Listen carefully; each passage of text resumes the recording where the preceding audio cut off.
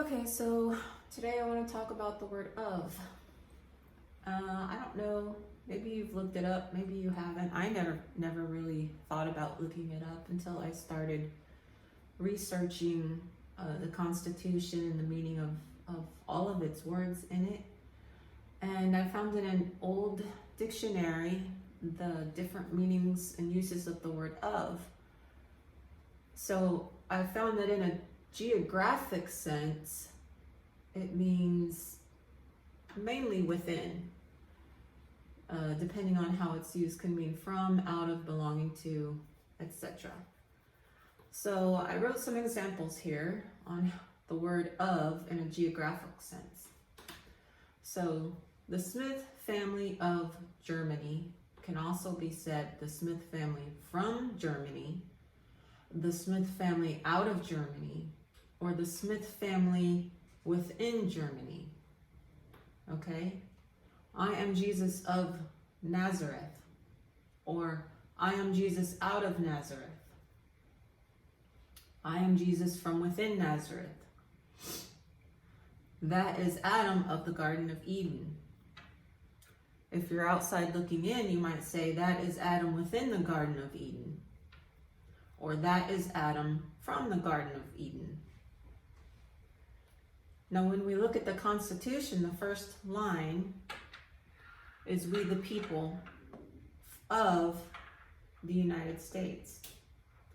And then I replaced its most used meaning within, because you could put within on any of these. We the people within the United States, because it's talking as if it's right now, we say within. We can also say we the people from the United States, or we the people with out of the United States, like we came from there, we came out of it. So they use we the people of the United States in the Constitution.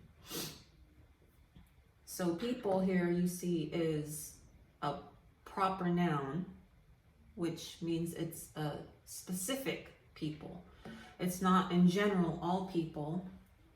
It's not all the people of the state. It's a certain group of people. This is a group, people as a group within the United States. Okay, so in order to understand that all the people are not we the people, we need to understand what the United States is. Okay, so the United States is not a country. It's a certain lands. Those lands are federal lands. Okay, so the people within the federal lands, the people of the federal lands. And we know that these are the federal lands because we look at Article 1, Section 8, Clause 17, and it tells us that the federal lands are the seat and lands purchased or ceded to the federal government under the Constitution. So those are the annexed lands. The federal lands are the annexed lands. And those annexed lands are where the states gave the federal government exclusive legislative jurisdiction. Okay? So we, the people within the federal lands, have exclusive legislative jurisdiction over those lands. So, of used in a geographical sense. So the United States is used in this is a geographical term. It's a place, and we know it's a place because we look at our Article 1, Section 8, Clause 17, which says it's the seat and the lands purchased. Okay? And they have exclusive legislative jurisdiction over those lands.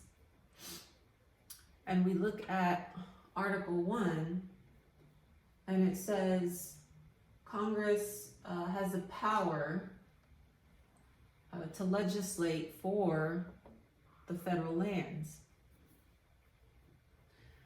If you want to know where I get my information from, I use a lot of dictionaries and encyclopedias. I find the oldest ones that I can that are readable.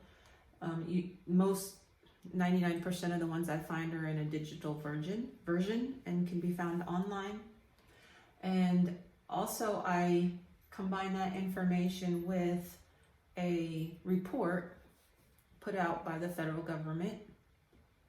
And this report is found on a website, and that website is Hathy Trust, HATHITRUST.org. And the report, it's a report, and it comes in two parts. Part 1 was published in 1956, and part 2 was published in 1957. And it was printed by the government printing office.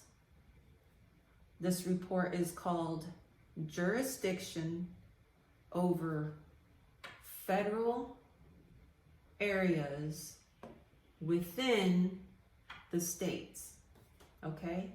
So if you put that, if you go to the website and put Jurisdiction over Federal Areas Within the States in your search bar, you'll get a whole list of books come up, and usually on the first page the two reports will show up. So you've got to look at part 1 and part 2. Okay, and check out my other videos because I do a lot of basic explanations on different concepts in the Constitution and the laws. So like, share, subscribe, and comment.